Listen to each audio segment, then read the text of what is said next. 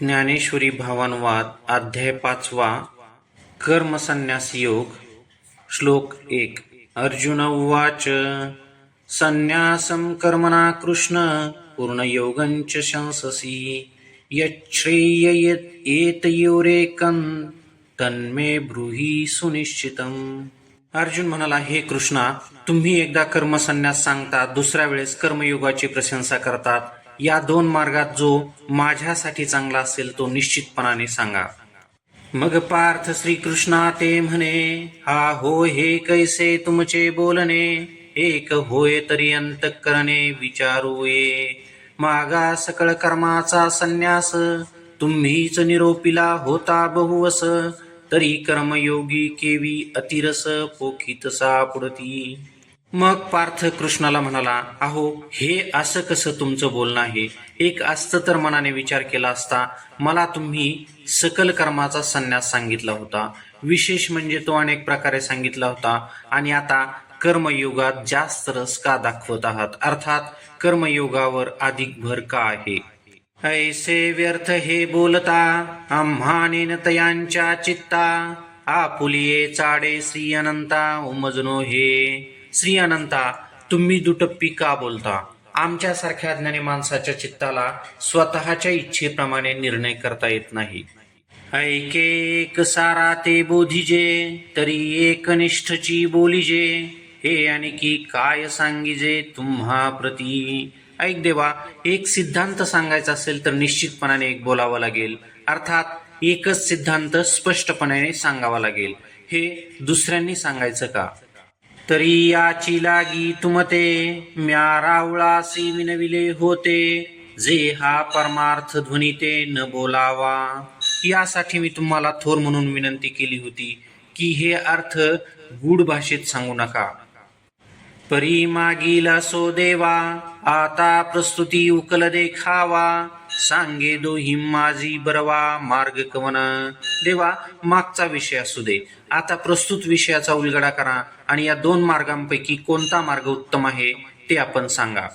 जो परिणामींचा निर्वाळा, अचुंबित ये फळा. आणि अनुष्ठिता प्रांजळा सावियाची. ज्याचा शेवट शुद्ध असून ज्यानं अचूक फलप्राप्ती होते, याशिवाय आचरण करण्यासाठी सहज आणि सुगम असला पाहिजे. जैसे निद्रेचे सुख न मोडे, आणि मार्ग तरी बहुसाल सांडे. तैसे सुखासना सांगडे, सोहपे होय. निद्रा सुख न मोडता दूरचं मार्गक्रमण व्हावं असं पालखीसारखं सोपं सांगा. येणे अर्जुनाचे निबोले, देवो मनी रिझले. मग होईले ऐके म्हणितले, संतोषोनिया. या अर्जुनाच्या बोलण्याने देव मनात प्रसन्न झाले. संतुष्ट होऊन अर्जुनाला म्हणाले, ऐक, तसंच होईल. देखा कामधेनु ऐसी माये, सदैवा जया होये. तो चंद्र ही परीला हे खेळावया. पाहे पा श्री शंभूची प्रसन्नता, तया उपमन्यूची या आरता. काय क्षीराब्धी दूध माता दीजे चिना.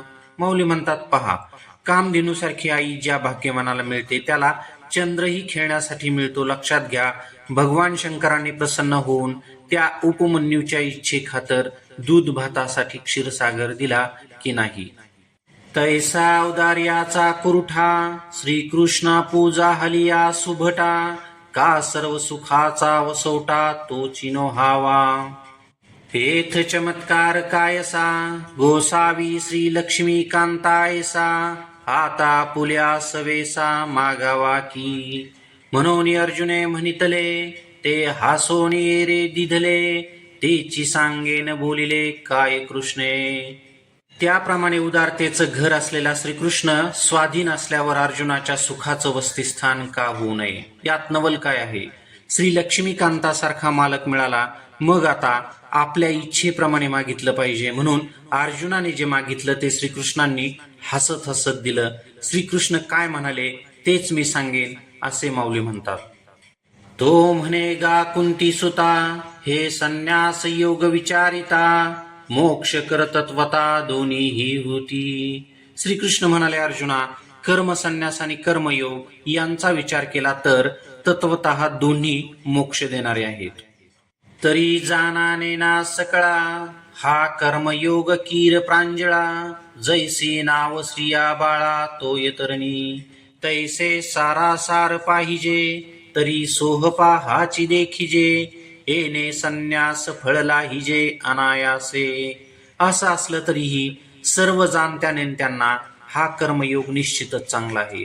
ज्याप्रमाणे नदीतून तरुण जाण्यासाठी लहान मुलांना व स्त्रियांना नावच चांगले आहे, त्याप्रमाणे सारासार विचार केला तर कर्मयोगच सोपा दिसतो, कारण यानं कर्माच्या संन्यासापासून होणाऱ्या फळाची प्राप्ती सहज होते. आता याची लागी सांगेन, तुझ संन्यासी याचे चिन्ह, मग सहजे हे अभिन्न जानसी तू.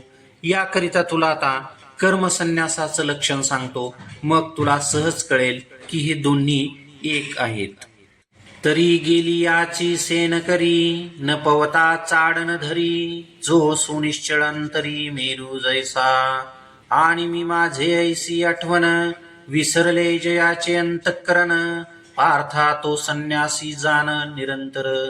जो अंतःकरणात मेरूप्रमाणे स्थिर आहे, काही नष्ट झाला असेल तर त्याची आठवण करीत नाही, काही अप्राप्त असेल त्याची इच्छा करीत नाही. याशिवाय ज्याचं अंतःकरण मी आणि माझं अशी आठवण ठेवणं विसरून गेलं अर्जुना, तो नित्य संन्यासी आहे असं जाण. जो मने ऐसा जाहला, संगीतोची सांडिला, म्हणून सुखे सुख पावला अखंडित. जो मनानच असा आहे तोच आसक्तीतून सांडला गेला असून त्याला सुखाने मोक्ष सुख प्राप्त होतं. आता गृहादिक आघवे, ते काही न लगे त्यजावे, जे घेते जाहले स्वभावे निसंग म्हणूनी. आता अशा अवस्थेत घरादारादी सर्वांचा त्याग करण्याची आवश्यकता नाही, कारण त्याची आसक्ती घेणारं मन स्वभावता निसंग झालं. देखे अग्नी विझोनी जाये, मग जे राखोंडी केवळ होये, तैते कापुसे गिवसूये जिया परी, तैसा असतेने उपाधी, ना कळी जे तो कर्मबंधी, जयाची ये बुद्धी संकल्पनाही. असं पहा, अग्नी पूर्णपणे विझला, मग राख अवशेष राहिली. ती राख ज्याप्रमाणे कापसाने वेचता येते त्याप्रमाणे त्याच्या बुद्धीत मी व माझं असा संकल्प नाही. देहादी उपाधीत असूनही तो कोणत्याही कर्मबंधनाकडून बांधला जात नाही. म्हणून कल्पना जै सांडे, त्यांची गा संन्यास घडे, ही कारणे दोन्ही सांगडे संन्यास योग. म्हणून कल्पना जेव्हा सुटेल तेव्हा संन्यास घडतो. या कारणामुळे कर्मयोग कर्मसन्यास दोन्ही सारखे आहेत. चिंतन, मी आणि माझं ही कल्पना उपाधी आहे, त्याचा त्याग घडणं आवश्यक आहे. कर्मयोगात गृहाधिकांच्या त्यागाची आवश्यकता नाही, कल्पनेचा त्याग हवा. यालाच नित्य संन्यासी समजावं. हे रवी तरी पार्था, जे मूर्ख होती सर्वथा, ते सांख्य योग संस्था जाणती केवी, सहजे ते अज्ञान, म्हणून म्हणती ते भिन्न, एरवी दीपा प्रती काही आनान प्रकाशा हाती. नाहीतरी अर्जुना, जे पूर्णपणे मूर्ख आहेत त्यांना सांख्य व योग यांचं स्वरूप कळणार तरी कसं? ते सहजच अज्ञानी आहेत म्हणून भिन्न भिन्न मानतात. एरवी प्रत्येक दिव्याचा प्रकाश वेगळा असतो का? पै सम्यक एके अनुभवे, जीही देखिले तत्वाघवे, दोहींते ही ऐक्य भावे मानिती गा. दोन्हीपैकी एका मार्गाचं यथासांग अनुष्ठान करून ज्यांनी तत्व जाणलं त्यांनी फळ ऐक्यामुळे दोन्ही मार्ग एकच मानले. आणि सांखी जे पाविजे, त्यांची योगी गमिजे, म्हणून ऐक्य दोही ते सहजे या परी. सांख्य मार्गाने जे मिळतं ते योग मार्गाने देखील प्राप्त होतं, म्हणून अशा रीतीने या दोन मार्गात स्वाभाविक ऐक्य आहे. देखे आकाशा आणि अवकाशा, भेद नाही जैसा, तैसे ऐक्य योग संन्यासा ओळखे जो, तयासीची जगी पाहले, आपण पेतेनेंची देखिले, जया सांख्य योग जाणवले भेदे विन. असं पहा, आकाश आणि अवकाश यात जसा भेद नाही तसा सांख्य मार्गात आणि कर्म मार्गात भेद नाही. याचा ऐक्य ज्यांनी ओळखलं त्यालाच या जगात उजाडलं, किंबहुना त्यांच्यासाठीच हे जग प्रकाशित झालं. त्यांनीच स्वतःला पाहिलं, ज्याला दोन मार्गात ऐक्य जाणवलं. जो युक्ती पंथे पार्था चढे मोक्ष पर्वता तो महासुखाचा निमथा वहिला पावे. एरा युग स्थिती जया सांडे तो वायांची गाहव्यासी पडे. परिप्राप्ती कही न घडे संन्यासाची. जो कर्मयोगाच्या मार्गाने मोक्षरूपी पर्वतावर चढतो तो महासुखरूपी डोंगरमाथा लवकर गाठतो. जो दुसरा कर्मयोग सोडून कर्मसन्यासाच्या हव्यासात व्यर्थ पडतो त्याला लौकिक अवस्था प्राप्त होत नाही. जेने भ्रांती पासून हिरतले गुरु वाक्य मन धुतले मग आत्मस्वरूपी घातले ऋणिया. ज्यानं स्वतःचं मन भ्रमापासून सोडून घेतलं आहे त्याला गुरुवाक्याने धुवून स्वच्छ करून मग आत्मस्वरूपात रोवलं आहे. चिंतन हे वाचण्यासाठी सुलभ आहे परंतु कृतीत येणं अवघड आहे. उत्तम प्राप्तीसाठी कष्ट असतात. दुःखरूप विषय सुखस्वरूप आहेत असा भ्रम आहे. ज्याचं रूप नाही ते तसं दिसणं याला भ्रम म्हणतात. प्रथम आपली आपण सोडवण करा मग केवळ गुरुवाक्यानं मन स्वच्छ करा. इतर मलिन करणारी वाक्य आहेत, पंथ आहेत, सिद्धांत आहेत, अंधश्रद्धेला बळकटी आणणारे चमत्कार आहेत. यांचा इथं उपयोग नाही. आयुष्यभर आम्ही साधना करीत आहोत, परमार्थ करीत आहोत हा देखील भ्रम आहे. तरी गुरु दाविल्या वाटा येऊनी विवेक तीर्थ तटा धुनी मळवटा बुद्धीचा तेने. सांसारिक भ्रमातून स्वतःला सोडवणार पुन्हा आध्यात्मिक भ्रम नको. सिद्धांताचा उपासनेचा कर्माचा साधकाला भ्रम असतो म्हणून गुरु फक्त वाट दाखवतो. साधक स्वतः विवेकरूपी तीर्थाच्या तटावर आपला बुद्धीचा मळ धुवून टाकतो. तिसरं स्वच्छ झालेलं मन आत्मस्वरूपात लीन करायचं. माऊली ऋण असं म्हणतात कारण मनाला जबरदस्ती करावी लागते. चंचल मनाला ध्यानाद्वारे आत्मस्वरूपात रोवायचं. पुन्हा एकदा सारांश पाहू. स्वतःला भ्रमापासून दूर ठेवणं, विवेकाने मन स्वच्छ करणं, आत्मस्वरूपात मनाला लावणं साधकाला करावं लागतं. मग गुरुकृपेचा आवश्यक काल होतो. जैसे समुद्री लवण न पडे तव वेगळे अल्प आवडे मग होय सिंधूची एवढे मिळे तेव्हा. तैसे संकल्पोनी काढिले जयाचे मनची चैतन्य जाहले तेने एकदेशीये परी व्यापिले लोकत्रय. मीठ जोपर्यंत सागरात पडत नाही तोपर्यंत ते वेगळं आणि एकदेशी असतं परंतु तेच मीठ जेव्हा सागरात पडतं तेव्हा ते सागरा एवढं होतं. त्याप्रमाणे एक संकल्पापासून काढल्यामुळे ज्याचं मनच चैतन्य झालं तो देहाने परिच्छिन्न दिसत असला तरी त्यानं चैतन्याप्रमाणे त्रैलोक्य प्राप्त केलं आहे. आता करता कर्म करावे हे खुंटले तया स्वभावे आणि करी जरी या घवे तरी करता तो.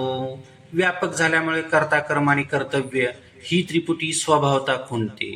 असं असतानाही त्यात कर्म करीत असताना दिसला तरी तो अकर्ता असतो. देह असेपर्यंत कर्म करीतच असतो. पुढे पहा. जे पार्था तयादीही मी ऐसा आठवू नाही तरी कर्तृत्व कैचे काही उरे सांगे. अर्जुना, ज्ञानाला मी देहात आहे अशी आठवण नसते तर मग तिथे कर्तृत्व काय शिल्लक राहणार तूच सांग. ऐसे तनु त्यागे विन अमूर्ताचे गुण दिसती संपूर्ण योगयुक्ता. शरीर न सोडता कर्मयुगात अमूर्त परमात्म्याचे संपूर्ण गुण दिसतात. एरवी आणि कांची ये परी तोही एक शरीरी अशेषाही व्यापारी वर्तत दिसे. एरवी इतरांप्रमाणे तोही एक सामान्य देहधारी दिसतो. तो सर्व व्यवहार व्यवस्थित पार पाडत असतो. तोही नेत्री पाहे श्रवणीये ऐकता आहे परी तेथींचा सर्वथानो हे नवल देखे.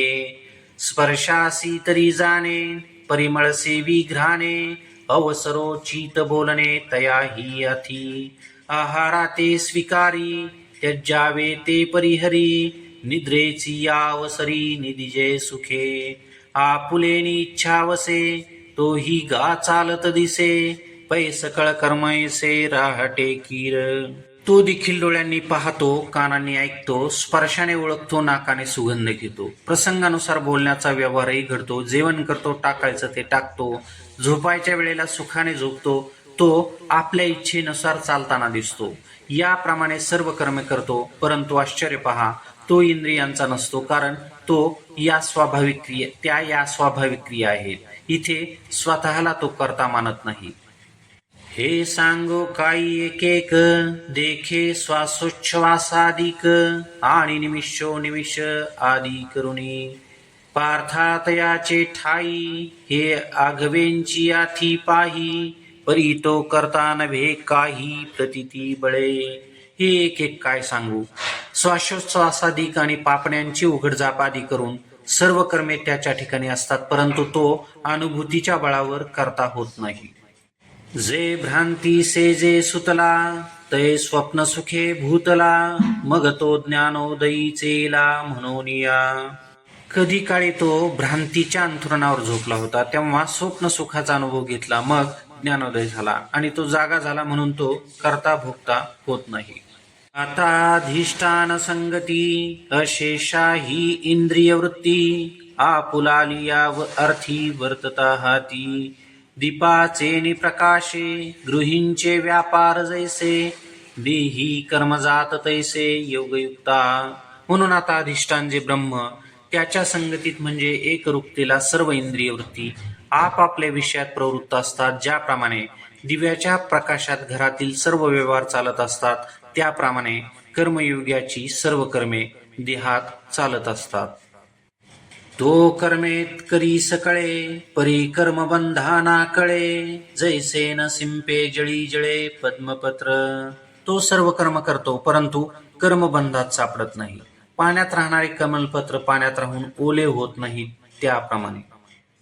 देखे बुद्धीची भाषणे निजे, मनाचा अंकुर अनुदयजे, ऐसा व्यापार तो बोलीजे शारीर गा. हेंच मराठे परियेसी, तरी बाळकाची चेष्टा जैसी, योगीये कर्मे करीती तैसी केवळा तनु. बुद्धीला वार्ता कळायच्या अगोदर मनात इच्छेचा अंकुर उगवण्यापूर्वी ज्या क्रिया होतात त्याला शारीरिक कर्म म्हणतात. हेच जर सोप्या भाषेत ऐकायचं असेल तर तान्ह्या मुलाच्या ज्या शारीरिक हालचाली होतात त्याप्रमाणे इच्छारहित केवळ शरीराने ते कर्म करतात. मग पांच भौतिक संचले, जेव्हा शरीर असे निदेले, तेथे मनची राहटे एकले स्वप्नी जीवी. नवलैके धनुर्धरा, कैसा वासनेचा संसारा, देहा होणे दी उजगरा, परी सुख दुःखे भोगी. पंचमहाभूताचं बनलेलं हे शरीर जेव्हा निद्रिस्त असतं त्यावेळी स्वप्नात एकटं मन व्यवहार करीत असतं. अर्जुना, एक आश्चर्य ऐक. वासनेचा संसार कसा आहे, किती प्रभावी आहे ते पहा. देहाला तरी जाग येऊ देत नाही, मात्र सुखदुःखाचे भोग चालू असतात. इंद्रियांच्या गावी नेनिजे, ऐसा व्यापार जो निपजे, तो केवळ गा म्हणिजे मानसाचा. योगी तो ही करीती, परी कर्मबंधे तनबंधी जती, जे सांडिली आहे संगती अहम भावाची. इंद्रियांच्या समूहाला बातमी कळू न देता जो व्यवहार निर्माण होतो त्याला मानसिक व्यवहार किंबहुना कर्म असं म्हणतात. कर्मयोगी तेही कर्म करतात, परंतु कर्माने ते बांधले जात नाहीत, कारण त्यांनी अहंकाराची संगत सोडलेली असते. आता जाहलिया भ्रमहत, जैसे पिशाचाचे चित्त, मग इंद्रियांचे चेष्टित विकळ दिसे. भ्रमरूपी पिशाचाने चित्तात संचार केल्यानंतर सर्व इंद्रियांचे व्यवहार विसंगत होताना दिसतात. चित्त भ्रमिष्ट झाल्यावर विसंगत व्यवहार होतात, किंवा मुळात पिशाच त्याचं चित्त भ्रमिष्ट झालं. चित्त वेड झाल्यावर इंद्रियांचे व्यवहार विचित्र होतात. कसे होतात ते पुढच्या ओळीत सांगतात. स्वरूप तरी देखे, आळविले ऐके, शब्द बोले मुखे परिज्ञान नाही. वेडा ज्याप्रमाणे स्वरूप पाहतो, परंतु काय पाहतो याचं ज्ञान नसतं. हाक मारलेली ऐकतो, तोंडाने शब्द बोलतो, या सर्वांना इंद्रिय कर्म असं म्हणतात. केवळ इंद्रियांकडून स्वाभाविक कर्म होत असतं, त्याचं ज्ञान कर्मयोगी ठेवत नसतो. हे असो काजे विने, जे जे काही करणे, ते केवळ कर्म जाणे इंद्रियांचे. हे राहू दे, फळाच्या आशेशिवाय केवळ इंद्रियांनी जे जे कर्म करतो ते इंद्रियांचं कर्म जाणावं. मग सर्वत्र जे जाणते, ते बुद्धीचे कर्म निरुते, ओळखे अर्जुना ते म्हणे श्रीहरी. श्रीहरी अर्जुनाला म्हणतात, सर्व विषय जाणण्याचं जे कर्म होतं ते बौद्धिक कर्म म्हणून ओळख. ते बुद्धी धुरे करुणी, कर्म करीती चित्त देऊनी, परी ते कर्मापासूनी मुक्त दिसती. कोणतंही कर्म करीत असता ते बुद्धीला पुढे करतात. जे कर्म करतात ते पूर्ण चित्त देऊन करतात. अशी माणसं कर्मापासून मुक्त दिसतात, अर्थात कर्मबंध बाधत नाही. जे बुद्धीची ये ठाऊनी देही, तया अहंकाराची सीची नाही. म्हणून कर्म करिता पाही चोखाळले. बुद्धीच्या ठिकाणापासून शरीरापर्यंत त्याला मीपणाची आठवण येत नाही, म्हणून तो कर्म करीत असतात ते शुद्धच असतात. तात्पर्य: बौद्धिक ज्ञान, मानसिक कल्पना, इंद्रियांचे विषय भोग, शारीरिक संपत्ती इत्यादी विषयांचा जो अहंकार, स्वाभिमान असतो तो याला आठवतच नाही. निरंकारी होऊन सर्व कर्मे करतो. अगा करीते नवीन कर्म, त्यांची दे निष्कर्म.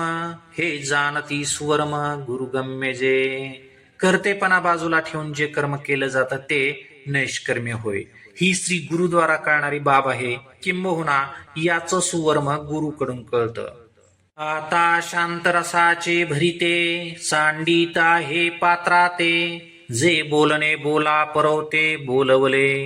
समुद्राला भरती आल्यावर जसा समुद्र मर्यादा ओलांडण्याचा प्रयत्न करतो, त्याप्रमाणे आता शांत रसाची भरती आलेली आहे, जी पात्राला ओलांडत आहे. याशिवाय माझ्याकडून बोलण्यापलीकडचं बोलणं बोलविलं गेलं. चिंतन: बुद्धिमान असून विद्वान असणाऱ्याला जे लिहिलं आहे ते व्यवस्थित मांडता येत नाही. माझं बोलणं तर शब्दापलीकडचं आहे, अर्थात व्यापक तत्वाचं आहे, अनुभूतीचं आहे. शब्दात मांडता येण्यासारखं नाही, तरी देखील शब्दातून मांडता आलं. अशक्य ते शक्य झालं. आता हे समजणार कोणाला? कोण या विषयाचा अधिकारी आहे? किंबहुना कोणी ऐकावं? याचं कारण म्हणजे शब्दातील तत्व आणि शांत रसाचं निरीक्षण या ग्रंथात आहे.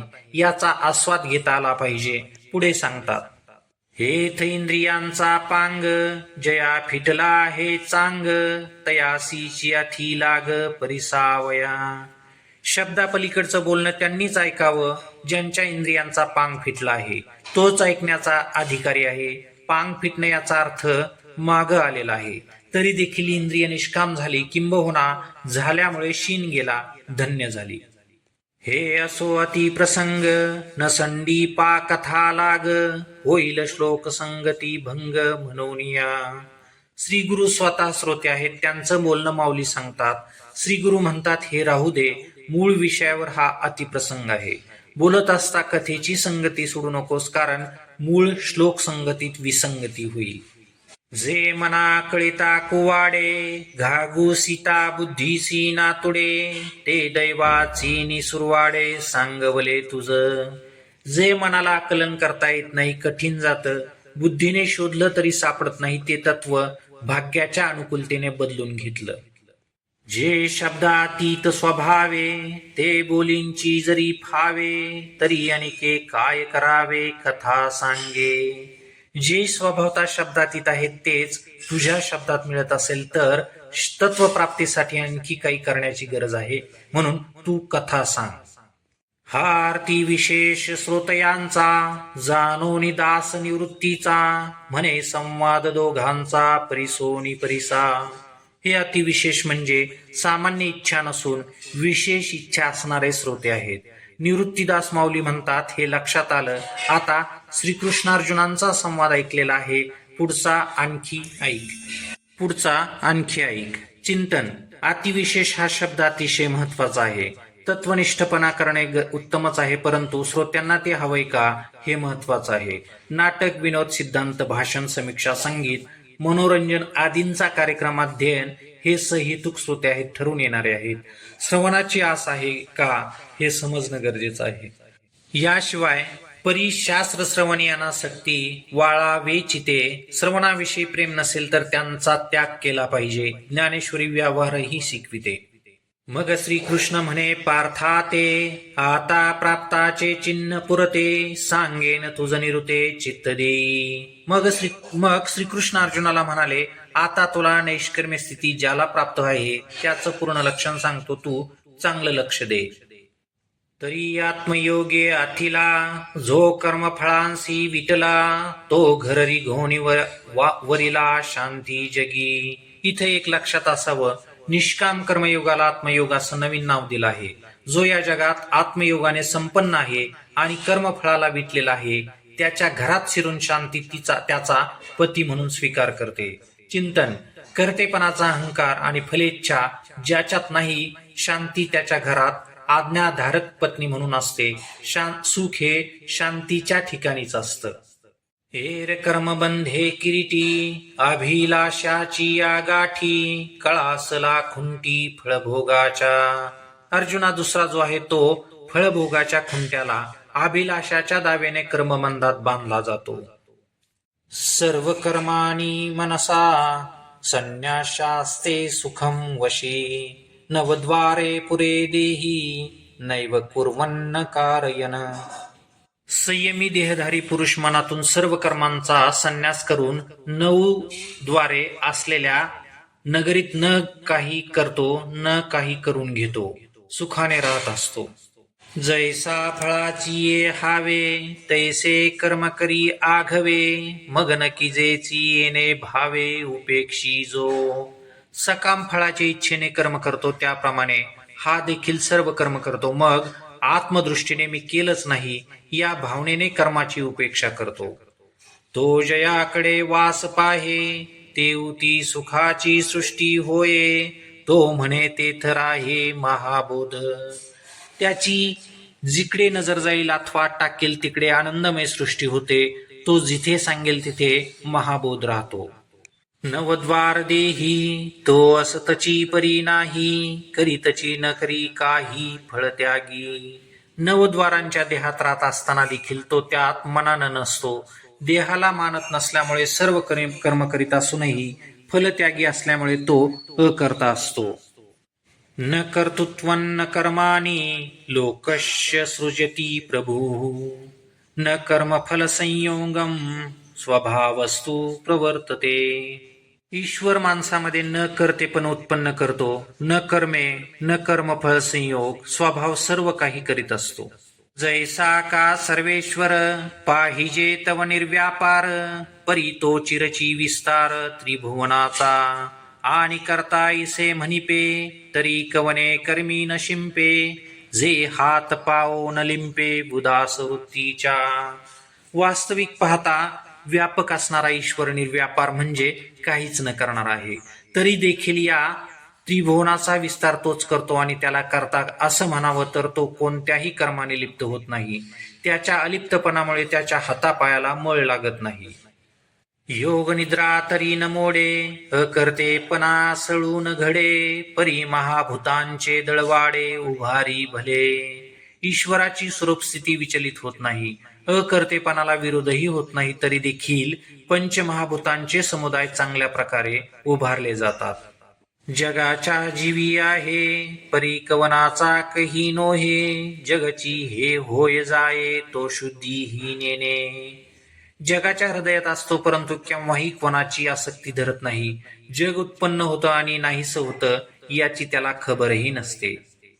पाप पुण्य अशेषे पिसींची असतू न देखे, आणि साक्षी ही होऊन ठाके एरी गोष्टी कायसी. संपूर्ण प्राणीमात्रांचे पाप पुण्य त्याच्या जवळ असूनही तो पाहत नाही. विशेष म्हणजे अलिप्तपण देखील नसतं, तिथे इतर काय असणार. पै मूर्तीचे निमेळे, तो मूर्तची होऊन खेळे, परी अमूर्तपण न मिळे दादुलयाचे. अवतारासाठी तो अनेक वेळा मूर्त होतो, सगुण होतो. देहाच्या संगतीत सर्व कर्म करीत असताना देखील त्याच्या अमूर्तपणात निर्गुणपणात कोणताही बाध निर्माण होत नाही, असा तो समर्थ आहे. तो सृजी पाळी संहारी, ऐसे बोलती जे चराचरी, ते अज्ञान गा अवधारी पंडू कुमारा. ईश्वर जग उत्पन्न करतो, पालन करतो, नाश करतो, असे जे बोलतात ते अज्ञानी आहेत असं समज. ते अज्ञान जे समूळ तुटे, ते भ्रांतीचे मैसेरे फिटे, मग कर्तृत्व प्रगटे मज ईश्वराचे. ते अज्ञान जे समूळ तुटे, ते भ्रांतीचे मसेरे फिटे, मग कर्तृत्व प्रकटे मज ईश्वराचे. जेव्हा जे अज्ञान मुळापासून नष्ट होतं तेव्हा भ्रांतीची काजळी दूर होते, मग माझं ईश्वराचं अकर्तृत्व प्रकट होतं. येथ ईश्वर एक करता, ऐसे मानले जरी चित्ता, आणि तोची मी हे स्वभावता आदीची आहे. ऐसे निविवेके उदो चित्ती, तयासी भेद कैचा त्रिजगती देखे आपुलिया प्रतिती जगची मुक्त. जर ईश्वराचं कर्तृत्व मनाला मानवलं तर तो ईश्वर स्वभावता मीच आहे अशा ज्ञानानं जर चित्तात उदय केला तर त्याला त्रैलोक्यात भेद कसा दिसेल. आपल्या अनुभवानं हे जगच मुक्त आहे असं पाहतो. जैसी पूर्व दिशेच्या करावळी उदया येतांची सूर्य दिवाळी किरी ही दिशा तियेची काळी काळीमा नाही. पूर्व दिशेच्या मंदिरात सूर्योदय रूपी दिवाळी उदयाला येताच त्याच वेळी इतर दिशेला वा दिशातही काळोख राहत नाही. बुद्धी निश्चय आत्मज्ञान ब्रह्मरूप भावी आपण ब्रह्मनिष्ठा राखे पूर्ण तत्परायण हरणीशी. ऐसे व्यापक ज्ञान भले जयांची या हृदया गिवसीत आले तयांची समता दृष्टी बोले विशेषू काही. ज्याची बुद्धी आत्मज्ञानाविषयी निश्चयात्मक आहे. आत्मज्ञान म्हणजे स्वतःला ब्रह्मरूप मानणं. प्रथम निधिध्यासन करावं लागतं. सतत ध्यानमग्न आसनं म्हणजे निधिध्यासन. जे श्रवण केलं त्याचं मनन, त्या मननाचं रूपांतर निधिध्यासनात होतं. त्या निधिध्यासनाचं स्वरूप म्हणजे आपण ब्रह्मरूप भावी. जी भावना आहे त्याच स्थितीत राहणं म्हणजे ब्रह्मनिष्ठ असणं. स्वतःला पूर्ण ब्रह्मस्थितीत ठेवतो. रात्रंदिवस तो तन्मय असतो. असं व्यापक ज्ञान जे कल्याणकर्मी आहे, ज्याच्या हृदयाला शोधत येतं त्याच्या समदृष्टीविषयी शब्दानं काय सांगावं. चिंतन ही ओवी प्रथम क्षणी खूप कठीण आहे असं जाणवतं. यात व्यापक ज्ञान आणि अवस्था यांचं वर्णन आहे. या ओवीतील सिद्धांत हळूहळू येत राहणार आहेत. प्रत्येक शब्दाचा विस्तार व्याख्या पुढे आपण अनुभवणार आहोत. लगेच ही ओवी गळी उतरावी असा आग्रह नको. जर समजली, अनुभवाला आली तर चिंतनाची आवश्यकता नाही. एक आपण पेंची जैसे ते देखती विश्व तैसे हे बोलणे कायसे नवलयेथ. स्वतःला ब्रह्मस्वरूप पाहतात त्याप्रमाणे ते विश्व देखील ब्रह्मस्वरूपात पाहतात. इथे हे सांगणं काही नवल नाही. परी दैव जैसे कवतिके कहींची दैन्य न देखे का विवेक हा नोळखे भ्रांती ते जीवी. ना तरी अंधकाराची वाणी जैसा सूर्य न देखे स्वप्नी अमृत नायके कानी मृत्यू कथा. हे असो संताप कैसा चंद्र न स्मरे जैसा भूती भेदने नती तैसा ज्ञानी येते. भाग्य कधी कौतुकाने देखील दारिद्र्य पाहत नाही. विवेक कधी भ्रांतीला ओळखत नाही. सूर्याच्या स्वप्नात अंधाराचा नमुना देखील नसतो. अमृताला मरण म्हणजे काय हे माहीत नाही. हे राहू दे, उष्णता काय असते ते चंद्राला आठवत नाही. त्याप्रमाणे ज्ञानी व्यक्तीला प्राणिमात्रातील भेद माहीत नसतो. अर्थात संपूर्ण जग हे स्वतःसह ब्रह्मस्वरूप मानतात. मग हा मशकू हा गज की श्वपच हा द्विज पैल इतर हा आत्मज हे उरले के. ना तरी हे धेनू हे श्वान एक गुरु एक हीन हे असो कैंचे स्वप्न जागतया. मग हे चिलट आहे, हत्ती आहे अथवा चांडाळ किंवा द्विज आहे, आपला मुलगा आहे हा दुसऱ्याचा आहे, हा भेद कसा करणार. किंवा ही गाय आहे हा कुत्रा आहे, एक श्रेष्ठ आहे एक हीन आहे, हे सर्व राहू दे. जागा असलेल्याला स्वप्न कसं पडणार. हेथ भेद तरी की देखावा जरी अहम भाव उरला होवावा तो आधींची नाही अघवा आता विषम काही. जर मीपणा उरला असेल तर भेद पाहता येईल.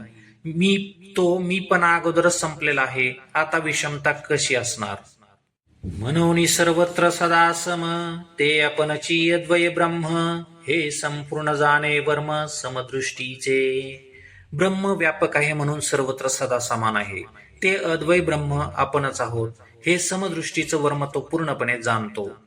जी ही विषय संग न सांडिता इंद्रिया ते न दंडिता परी भोगिली निसंगता कामने विन. ज्यांनी विषय संग न सोडता इंद्रियांचा निग्रह न करता विषयासक्तीशिवाय निसंगता म्हणजे अलिप्तपणा भोगला. जीही लोकांचे न्याधारे लौकिकेंची व्यापारे परी सांडिले निदसुरे लौकिक हे. लोकांच्या सहयोगाने लौकिक व्यवहार करतात, परंतु लोकात असलेला अज्ञानीपणा मूढता त्यांच्यात नसते. जैसा जना माझी खेचर, अस तूची जना नव्हे गोचर, तैसा शरीरी परी संसार, नोळखे तया ते. वायवी शरीर असलेला पिशाच लोकात असून लोक त्याला पाहत नाहीत, त्याप्रमाणे हा लौकिकात असून त्याचं अंतर्मन संसारी माणसं ओळखत नाहीत, किंबहुना संसार त्याला ओळखत नाही. हे असो पवनाचे निमेळे, जैसे जळींची जळलोळे, ते अनिके म्हणती वेगळे कल्लोळ हे. तैसे नामरूप तयाचे, एरवी ब्रह्मची तो साचे, मन साम्याले जयाचे सर्वत्र गा. हे असू दे, वाऱ्याच्या संगतीने पाणीच पाण्यावर खेळतं, माणसं त्याला लाटा असं वेगळं समजतात, किंबहुना म्हणतात त्याप्रमाणे त्याचं नाम आणि देहाचं रूप जरी वेगळं दिसत असलं तरी तो साक्षात पूर्ण ब्रह्मच आहे, कारण त्याचं मन सर्वत्र साम्य भावाला आलेलं आहे. ऐसे निसमदृष्टी जो होये, तया पुरुषा लक्षण ही आहे, अर्जुना संक्षेपे सांगेन पाहे अच्युत म्हणे. अशा समदृष्टीचा जो पुरुष आहे त्याची काही लक्षणं संक्षेपाने सांगतो, असं भगवंत अर्जुनाला म्हणाले. मृगजळाचे निपुरे, जैसे न लोटीजे का गिरीवरे, तैसा शुभाशुभी न विकरे पातलिया जो. तोची तो निरुता समदृष्टी तत्वता, हरी म्हणे पंडू सुता तोची ब्रह्म. मृगजळाच्या पुराने मोठमोठे पर्वत वाहून जात नाहीत, त्याप्रमाणे शुभ अशुभ प्राप्त झाल्यावर ज्याच्यामध्ये विकार उत्पन्न होत नाहीत तोच पुरुष खऱ्या अर्थाने समदृष्टीचा आहे. भगवंत म्हणतात, अर्जुना तोच ब्रह्म आहे. जयापन पे सांडून कही, इंद्रिय ग्रामावरी येणे नाही, तो विषय न सेवी हे काही विचित्र येथ. जो आपल्या आनंदाला सोडून विषयासाठी इंद्रियांच्या गावात येत नाही तो विशेष सेवन करीत नाही, हे सांगण्यात काय आश्चर्य आहे. सहजे सुखसुखाचे नियपारे, सुरवाडले नि अंतरे, रचिला म्हणून बाहिरे पाऊल न घली. स्वाभाविक आतल्या अमर्यादित आनंदामुळे सुखावलेलं अंतःकरण किंबहुना आनंदमय बनलेलं अंतःकरण असल्यामुळे विषय सुखासाठी बाहेर येतच नाही. आत्मतृप्त असल्यामुळे सामान्य सुखाची गरज वाटत नाही. सांगे कुमुद दळाचे निताटे, जो जीविला चंद्रकिरणे चोखटे, तो चकोर काय वाळवंटे चुंबित असे. मला सांग, कमळदळाच्या पात्रावर जो शुद्ध चंद्रकिरणा अमृताचं जेवण करतो तो चकोर वाळवंटातील कण चाटत बसणार आहे का. तैसे आत्मसुख उपायले, जयासी आपण पेंची फावले, तया विषय सहज सांडवले म्हणो काही. त्या चंद्रकिरणाप्रमाणे ज्याला स्वतःतच आत्मसुख उत्पन्न झाले किंबहुना उपलब्ध झाले त्याने विषय सुख सहज सोडलं, हे काय नव्याने सांगावं लागेल.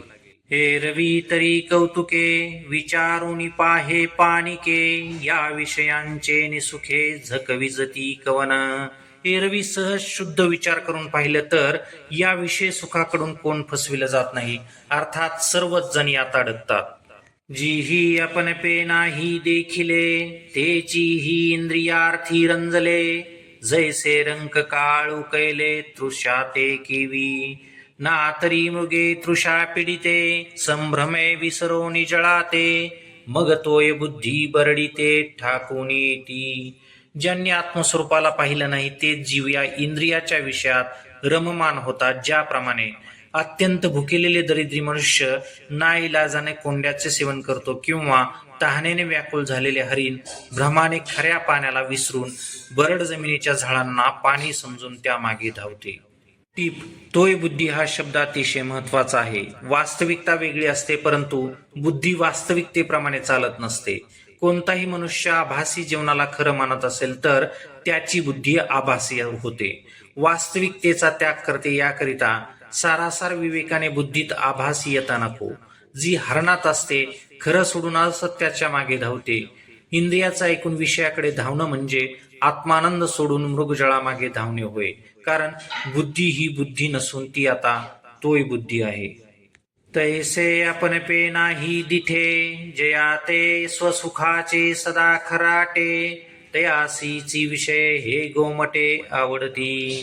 त्याप्रमाणे स्वानंदाचा ज्याला सातत्याने अभाव असतो, ज्याला आपणपे म्हणजे आत्मसुख मिळत नाही, अर्थात दृष्टी नाही, त्याला हे विषय सुंदर कल्याणकारी वाटतात आणि वाटल्यामुळे आवडतातही. आत्मदृष्टी नाही किंवा आत्मसुख पाहण्याची दृष्टी नाही असा भाव आहे.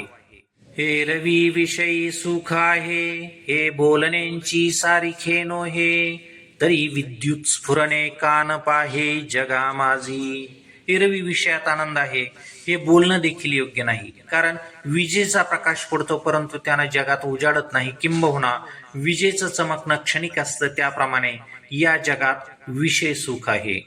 सांगे वात वर्षात पधरे, ऐसी भ्रच्छायाची जरी सरे, तरी त्रिमाळिके धवळारे करावी का. मला सांग, वारा ऊन पाऊस यांच्यापासून जर ढगाची सावली रक्षण करीत असेल तर 3 मजल्यांची चुन्याची घरे का बांधावीत, किंबहुना बांधली असती का.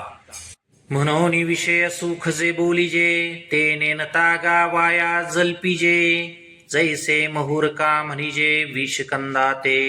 म्हणून विषय भोगात सुख आहे असं म्हणणं ही व्यर्थ केलेली बडबड आहे. विषकंदाला मधुर म्हणावं तसं आहे. बचनाग नावाची विषारी वनस्पती आहे, ती गोड असते परंतु प्राण घेते. त्याप्रमाणे विषय सुख आहे, केवळ गोड हे त्याचे नाव आहे. ना तरी भौमा नाम मंगळ, रोहिणे ते म्हणती जळ, तैसा सुख प्रवाद बरळ वैषयिक हा. शनीपासून जन्म म्हणून भौम तो मंगळ या नावाने प्रसिद्ध आहे. कुंडलीत तो दुष्टच मानला जातो परंतु नाव मंगळ आहे. मृगजळाला जल हे नाव आहे, त्याप्रमाणे विषयातील सुख हे नाव आहे, किंबहुना बरळ आहे.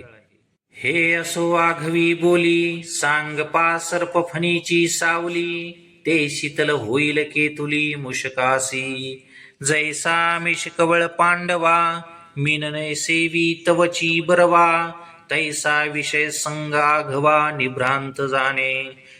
हे सर्व असू दे, सर्पाच्या फण्याची सावली उंदराला कुठपर्यंत शीतल सावली देऊ शकते, अथवा गळाला लावलेल्या मांसाला जोपर्यंत मासा तोंड लावत नाही तोपर्यंतच तो स्वतंत्र आहे, चांगला आहे.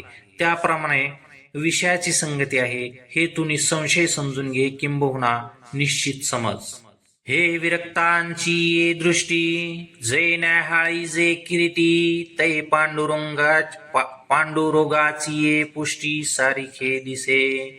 म्हणून विषय भोगी जे सुख, ते साध्यंतची जाण दुःख, परी काय करीती मूर्ख न सेविता नसरे.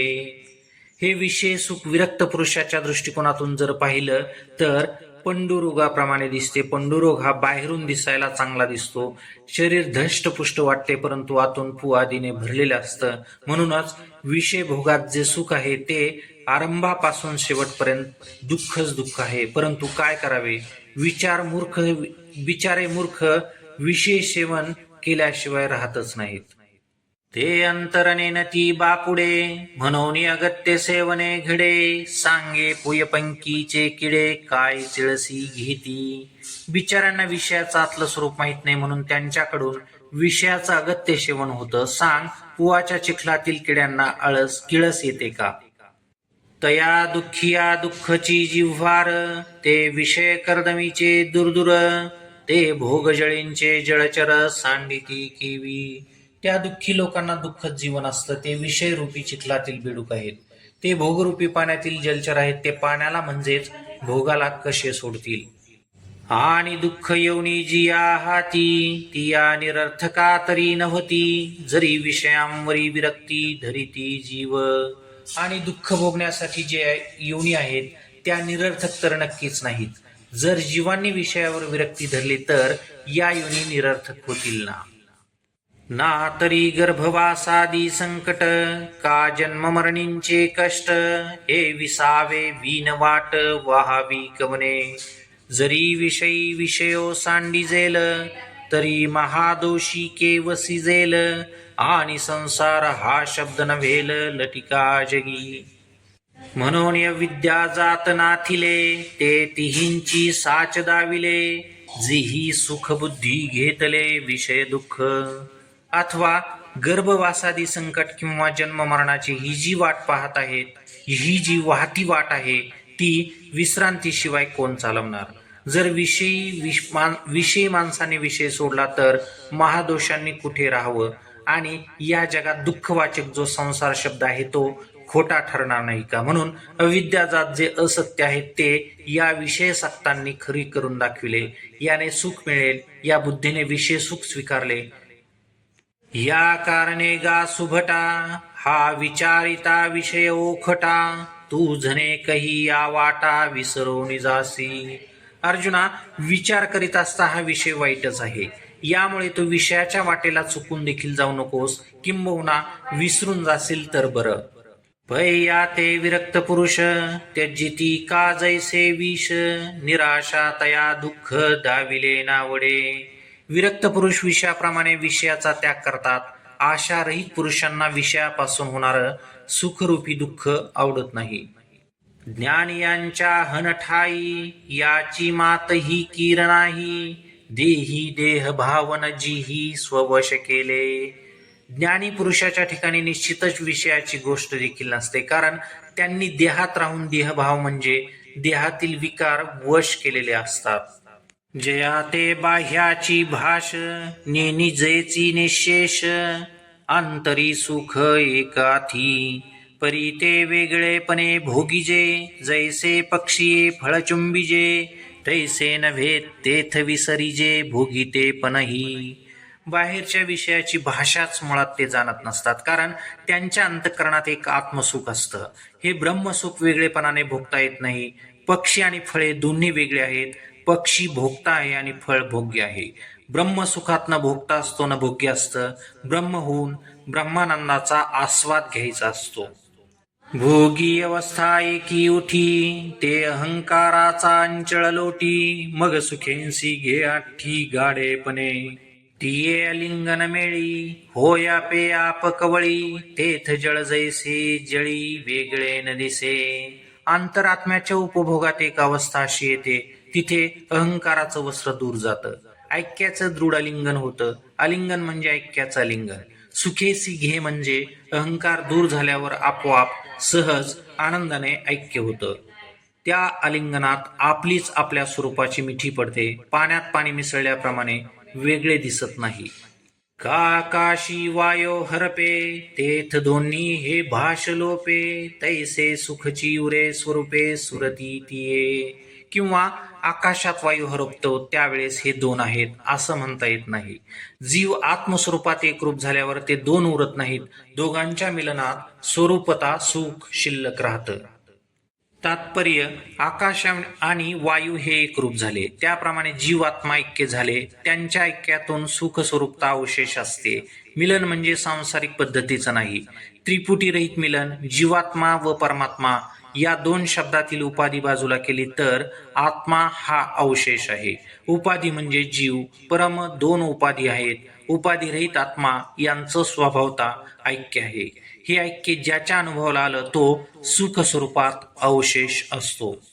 ऐसी द्वैताची भाष जाय मग म्हणो जरी एकची होय तरी तेथ साक्षी कवना हे जाणते जे.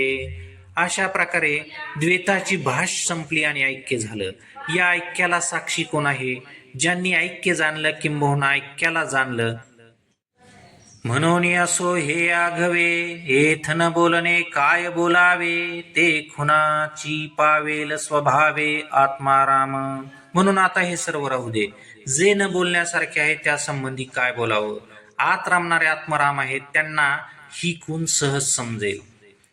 जे ऐसे निसुखे मातले आपण पांची आपण राहिले ते मी जाणे निखिळवतले सामरस्याचे. जे आतल्या सुखाने माजले आहेत, आपल्या स्वरूपात ज्यांचं राहणं असतं ते निखिळ ब्रह्मानंदाचे ओतलेले पुतळे आहेत असं जाण.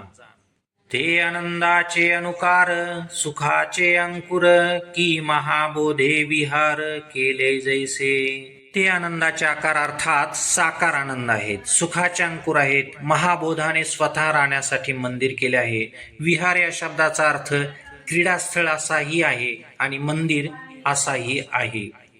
ते विवेकाचे गाव की परब्रह्मीचे स्वभाव ना तरी अलंकारले अवयव ब्रह्मविद्येचे. ते ज्ञानी विवेकाचं गाव आहेत अर्थात मूळ विवेक तिथेच जन्माला आला आहे. किंबहुना त्या गावीचे विवेक आहेत, त्या गावीचा विवेक आहे. असंगादी जो परब्रह्माचा स्वभाव आहे ते हे स्वभाव आहेत, अथवा जणू काही ब्रह्मविद्येचे सजविलेले अवयवच आहेत. हे ते सत्वाचे सात्विक की चैतन्याचे अंगिक, हे बहु असो एक वाणीसी काही. ते शुद्ध सत्वगुणातील सात्विकपणा आहेत अथवा चैतन्याचे अवयव आहेत. यावर श्री गुरु निवृत्तीनाथ महाराज माऊलीला म्हणतात, तू एक एक गुणाचं वर्णन कुठपर्यंत करणार आहेस ते आता राहू दे. तू संतस्तवनी रतसी तरी कथेची सेन करीसी, की निराळी बोल देखसी सनागर. तू संत स्तवनात तन्मय होतोस तेव्हा कथेची आठवण ठेवत नाहीस. स्वतंत्र अशी अति देखणी निर्गुणाची भाषा पाहत बोलतोस. सनागर म्हणजे अति सुंदर, निराळी म्हणजे वेगळी. दुसरा अर्थ, निर्गुण निराकार तत्वाची एका वेगळ्या जगाचे बोल तू पाहतोस. परी तो रसातिशय मुकुळी, मग ग्रंथार्थ दीप उजळी, करी साधू हृदय रावळी मंगळौखा. परंतु तो रसातिशय थोडा आटोपता घे, गीतार्थ दिव्याचा प्रकाश वाढव, संतांच्या हृदयरूपी मंदिरात कल्याणकारक पहाट कर. ऐसा गुरुचा वाईला निवृत्तीदासासी पातला, मग तो म्हणे कृष्ण बोलिला त्यांची ऐका. अशा प्रकारची आज्ञा श्री गुरुकडून मला मिळाली. यानंतर माऊली म्हणतात, मग भगवान श्रीकृष्ण काय म्हणाले ते आता ऐका. अर्जुनानंत सुखाच्या डोही, एक सरातळची घेतला जीही, मग स्थिरावूनी तीही त्यांची जाहले. अर्जुना, ज्या सुखाचा अंत नाही अशा सुखरूपी डोहात ज्यांनी उडी मारून एकसारखा तळ गाठला आहे, तिथेच ते स्थिर होऊन तद्रूप झाले आहेत. अथवा आत्मप्रकाशे चोखे, जो आपण पेंची विश्व देखे, तो देहींची परब्रह्म सुखे मानू येईल. अथवा शुद्ध आत्मप्रकाशात जो स्वतः मध्येच विश्वाला पाहतो, तो देहात जरी असला किंबहुना देहधारी जरी असला तरी त्याला परब्रह्म म्हणून खुशाल मानता येईल.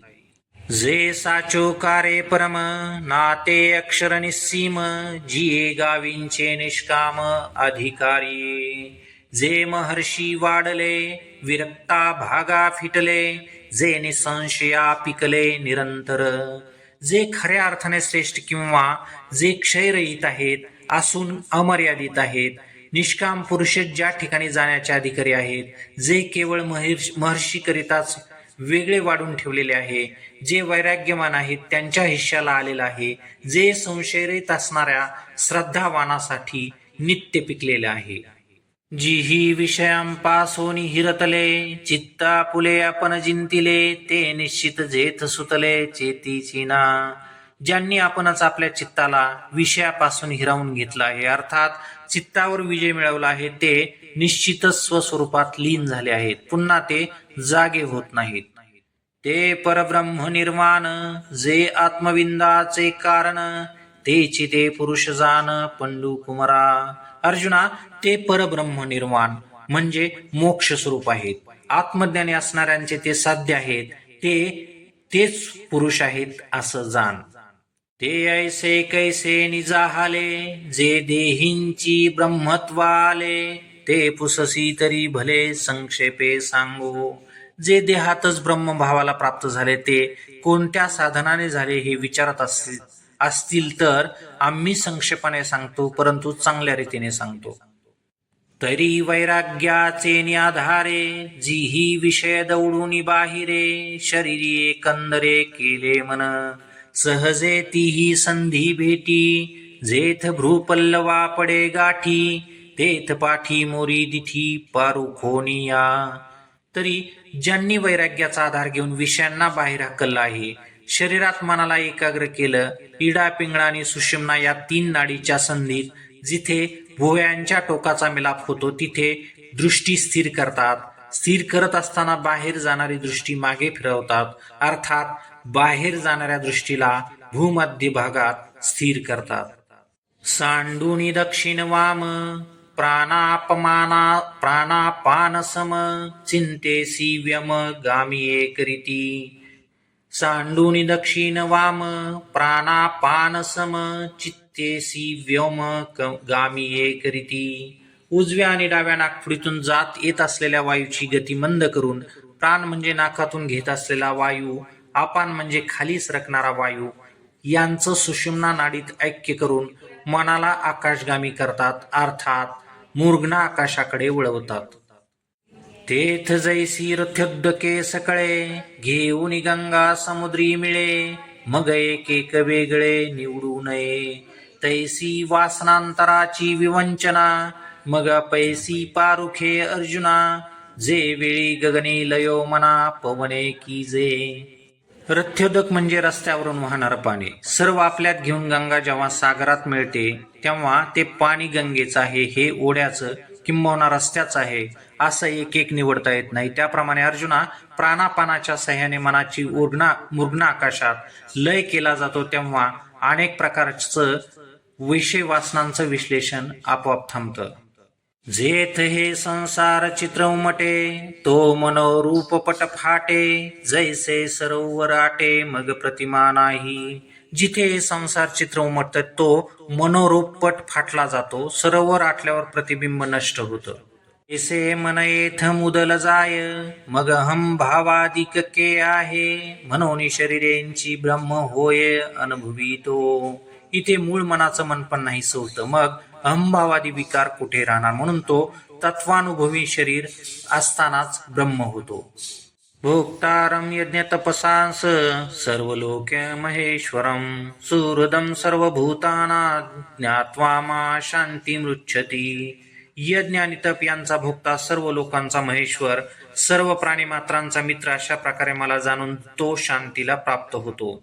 आम्ही मागाहन सांगितले, जे देहींची ब्रह्मत्व पावले, तेने मार्गे आले म्हणून या.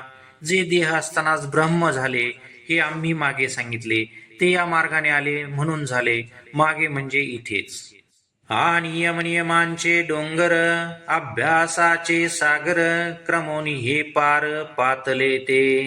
तीही आपण पे करुणी निर्लेप, प्रपंचाचे घेतले माप. सात शांतीचेंची रूप होनी ठेले. आणि यम आणि नियम यांचे डोंगर पार करून अभ्यासाचे सागर ओलांडून क्रमाक्रमाने ते मोक्षापर्यंत आले, किंबहुना मोक्षतीराला प्राप्त झाले. त्यांनी स्वतःला निष्काम कर्माने शुद्ध करून प्रपंचाचे माप घेतले, म्हणजे त्याचं सुख दुःखादी स्वरूप ओळखलं, मग शांती स्वरूप झाले. ऐसा योगयुक्तीचा उद्देश, जेथ बोलिला ऋषिकेश. तेथ अर्जुन सुदंश म्हणून चमत्कारिला. ते देखिलिया कृष्णे जाणितले, मग हा सोनी पार्था ते म्हणितले. काही पाचित्त उवाईले ये बोली तुझे. देहात असताना ब्रह्म होण्यासाठी अष्टांग योगाची आवश्यकता असते. हा अभिप्राय जेव्हा भगवंत बोलले तेव्हा सर्वज्ञ अर्जुन आश्चर्यचकित झाला. ते भगवान श्रीकृष्णाने पाहिलं, मग स्मित हास्य करीत अर्जुनाला म्हणाले, आमच्या बोलण्याने तुझे चित्त इतकं प्रसन्न झालं. तेव्हा अर्जुन म्हणे, देव परचित्त लक्षणाचा राव, भला जाणितला जी भाव मानस माझा. म्या जे काही विवरुणी पुसावे, ते आधींची जाणितले देवे. तरी बोलिले त्यांची सांगावे विबळ करुणी.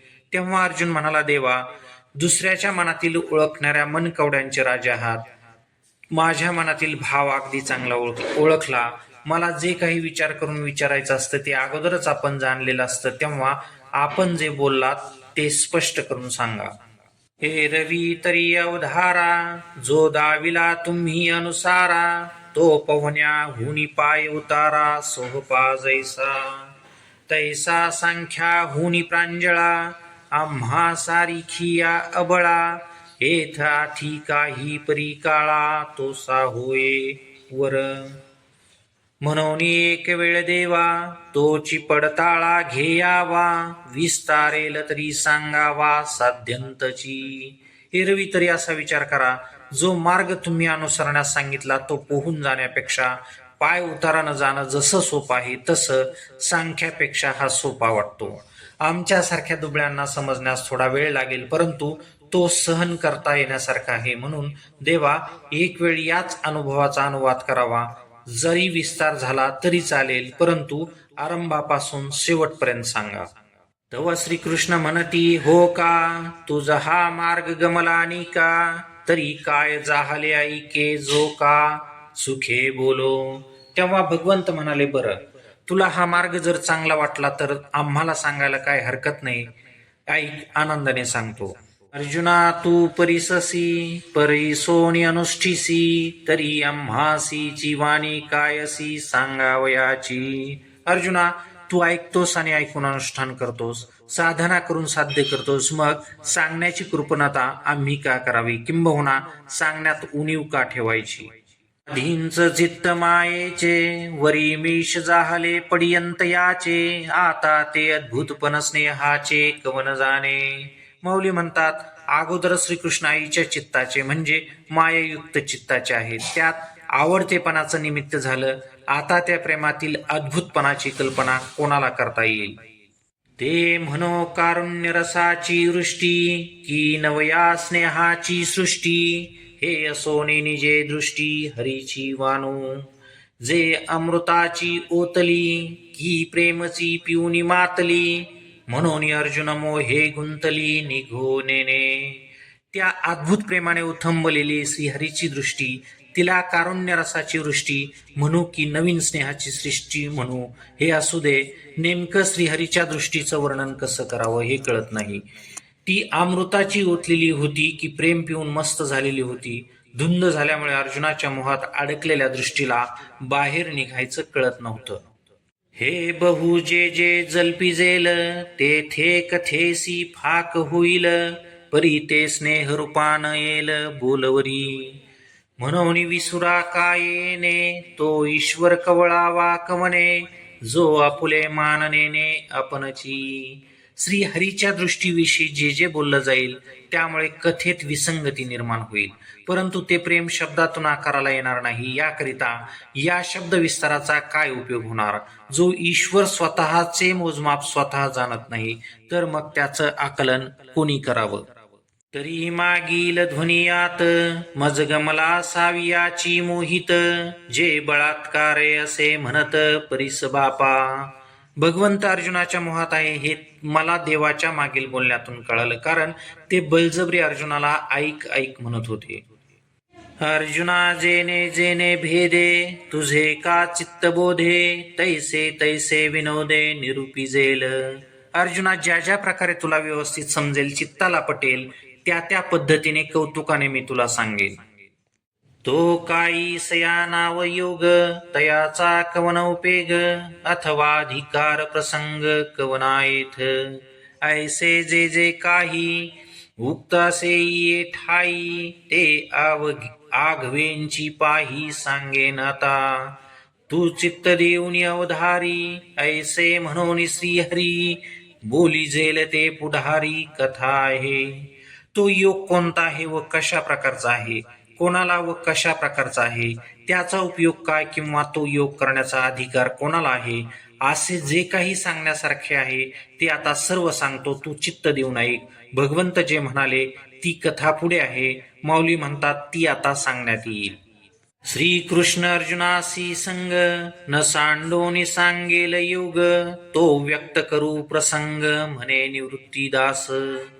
अर्जुनाशी असलेल्या मैत्रीत बिघाड न होता श्रीकृष्ण अर्जुनाला अष्टांग योग सांगतील. निवृत्तीदास ज्ञानदेव म्हणतात तो प्रसंग मी स्पष्ट करून